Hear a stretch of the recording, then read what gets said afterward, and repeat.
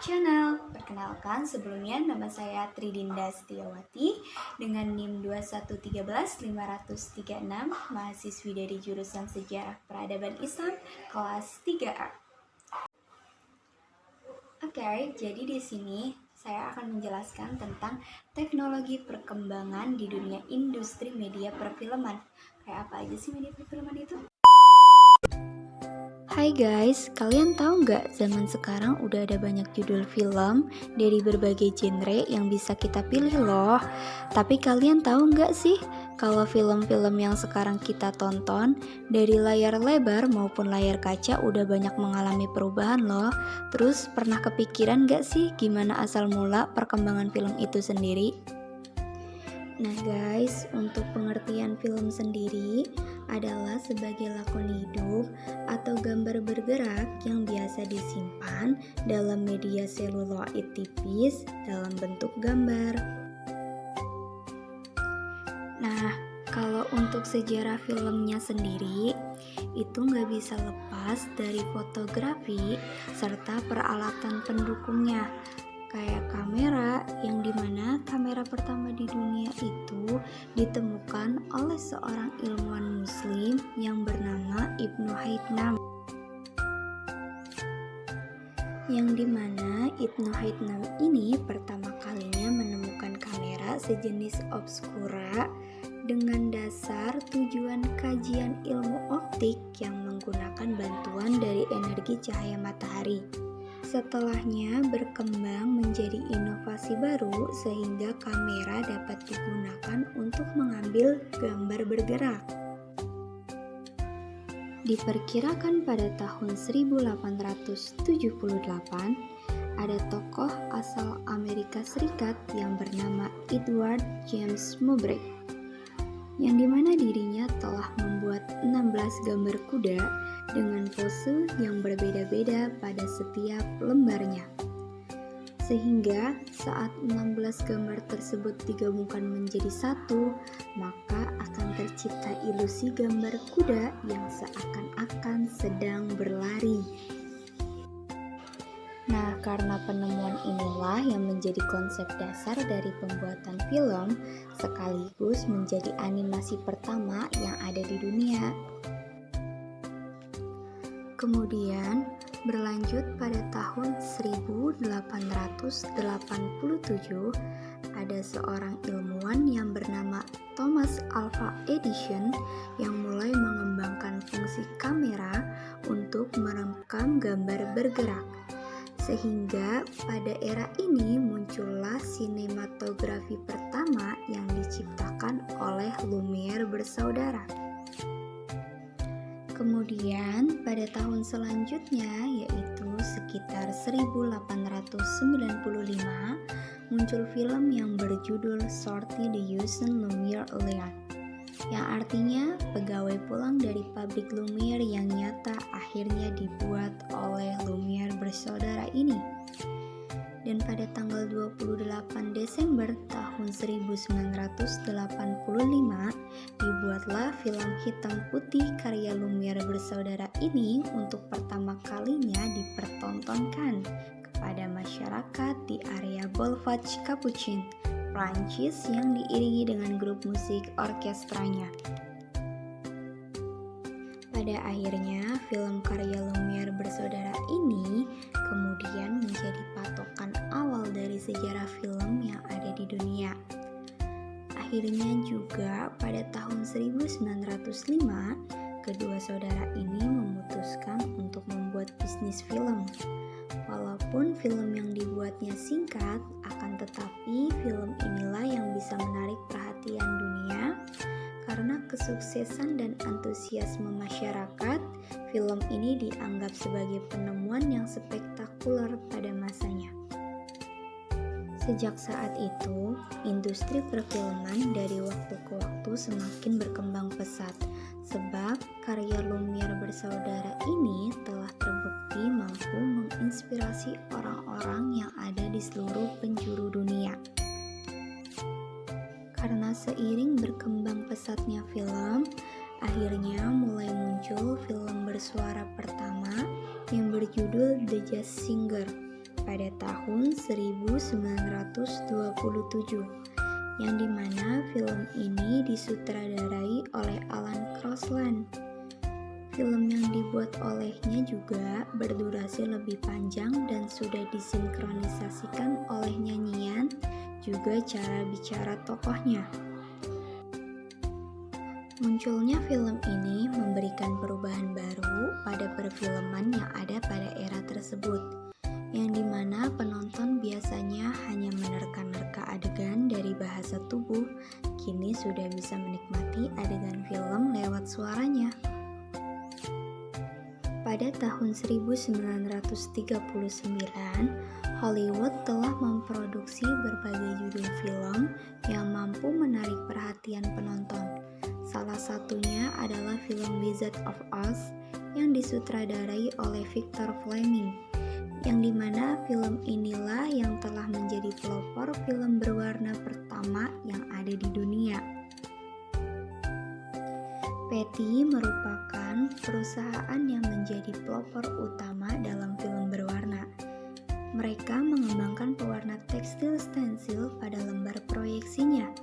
Sejak saat itu, studio film banyak yang terinspirasi untuk membuat film berwarna juga.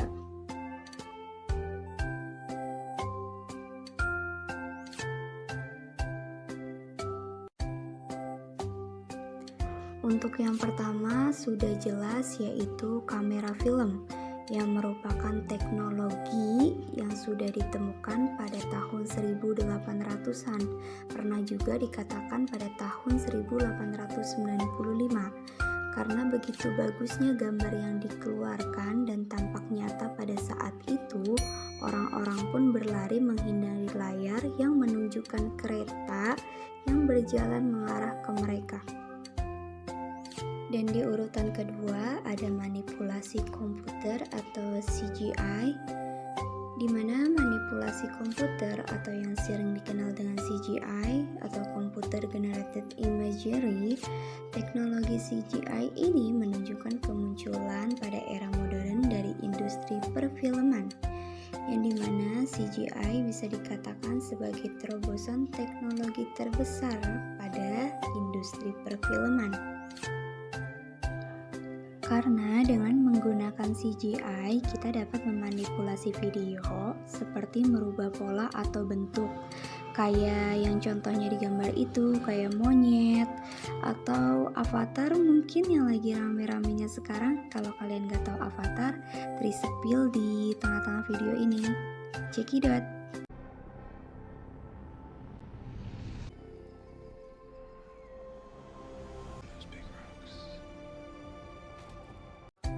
Oke, selanjutnya ada memberikan efek meledak, terus membuat bangunan dan lain sebagainya yang bisa diilustrasikan dengan CGI.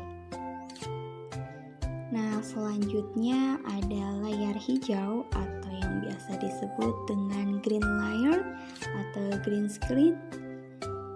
Nah, penggunaan layar hijau atau green layer ini dalam penggunaan teknologi di dunia perfilman dimulai pada tahun 1940-an, di mana teknologi ini membuat aktor bisa berada di mana saja. Contohnya kayak ada di gunung, lagi ada di padang pasir, di bunga-bunga, padahal di suatu tempat yang tidak mungkin dikunjungi manusia tentunya. Kemudian hasilnya nanti akan digabungkan dengan CGI supaya menjadi lebih baik. Yang keempat ada suara sinkronis, yang dimana merupakan salah satu terobosan teknologi yang sudah dipakai sampai sekarang. Suara sinkronis itu menggunakan teknologi yang terbaru sehingga kru film tidak perlu memainkan alat musik secara live lagi. Yang terakhir dalam macam-macam teknologi industri film tentunya yaitu internet. Harus diakui, internet itu sangat membawa perubahan bagi industri perfilman. Selain memudahkan orang untuk mendistribusikan film, para konsumen juga menjadi lebih selektif dalam memilih film dan genre untuk hiburan masing-masing mereka. Dengan adanya internet juga, orang-orang yang sudah menonton banyak jenis film secara online, misalnya nonton Death Note, terus film dengan genre horor seperti Corin, Pengabdi Setan, atau juga yang fantasi seperti Avatar. Terus animasi juga ada seperti Barbie, Mickey Mouse. Intinya yang serba Disney dan disukai oleh anak-anak, pemuda maupun orang-orang dewasa.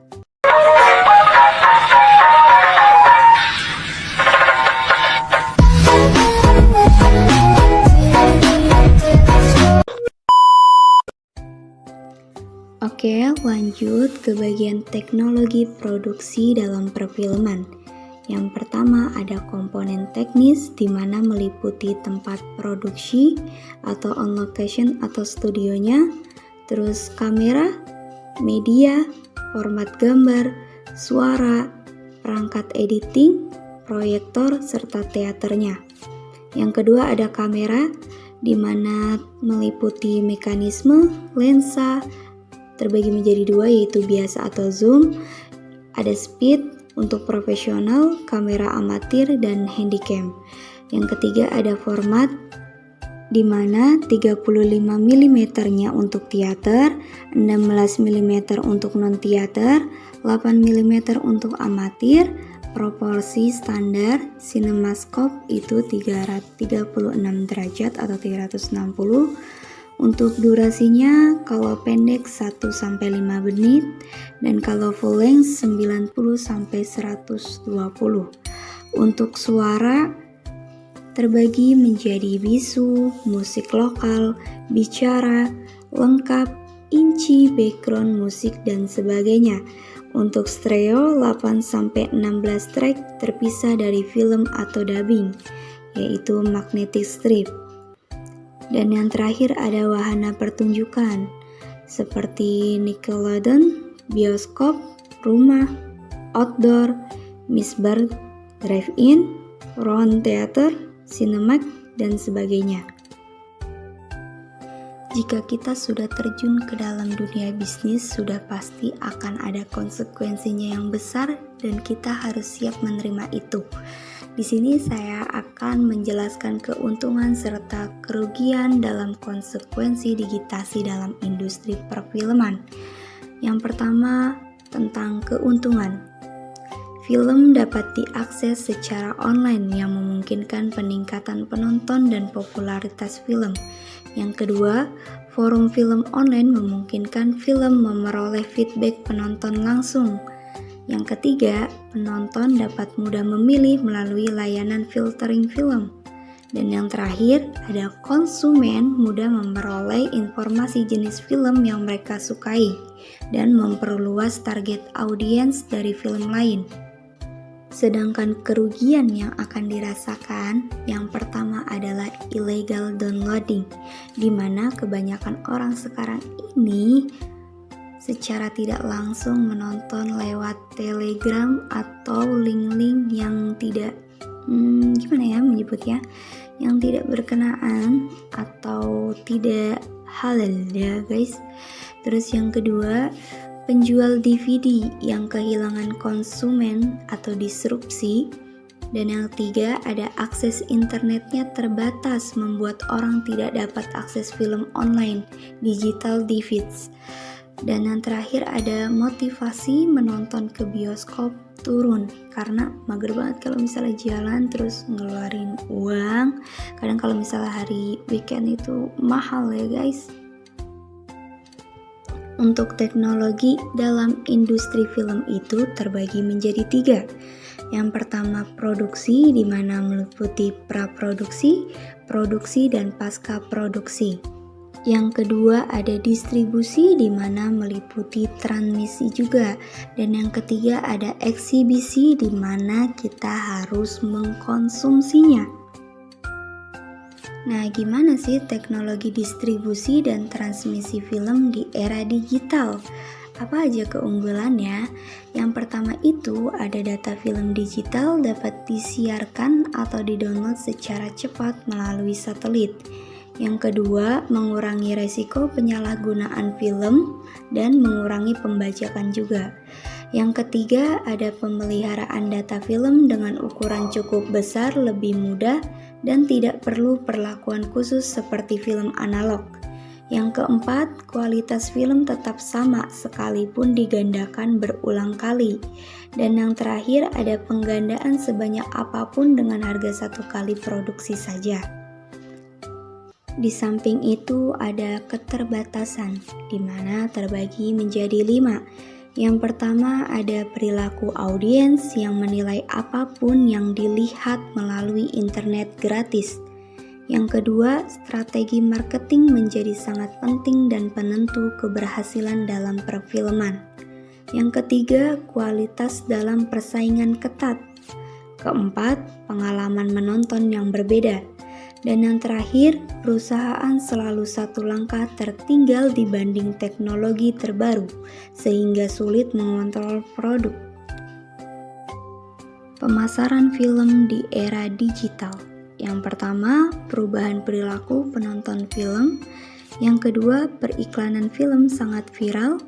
Yang ketiga, beragam pilihan aplikasi pada smartphone dan games online seperti sosial media, website, interaktif trailer, augmented reality, dan yang terakhir, apapun bisa ditemukan melalui internet. Untuk keekonomian pada industri perfilman, itu yang pertama, produksi film sangat komersial dan mahal serta didominasi oleh konglomerasi perusahaan film. Yang kedua, kepemilikannya terbagi atas 6 perusahaan, yaitu Sony, Time Warner, Paramount, Sony, NBC, and News Corp. Untuk dampak dan sensor dalam film, yang pertama, ada Undang-Undang 33 tahun 2009, semua film baik film cerita, film dokumenter, film iklan, maupun iklan film seperti trailer, poster, dan foto harus disensor terlebih dahulu sebelum dipertunjukkan kepada umum. Yang kedua, karena lembaga sensor film berkaitan erat dengan hal-hal yang berhubungan dengan penyiaran, hak cipta, pornografi, perlindungan anak, dan bahasa. Yang ketiga, pada Undang-Undang Nomor 33 Tahun 2009, Pasal 7 sebagai berikut. Film yang menjadi unsur pokok kegiatan perfilman dan usaha perfilman disertai percantuman penggolongan usia penonton film yang meliputi: pertama ada SU untuk semua umur, lalu ada usia 13 tahun atau lebih dengan inisial R, lalu yang ketiga ada usia 17 tahun atau lebih dengan inisial RBO, dan yang terakhir ada usia 21 tahun atau lebih dengan inisial D.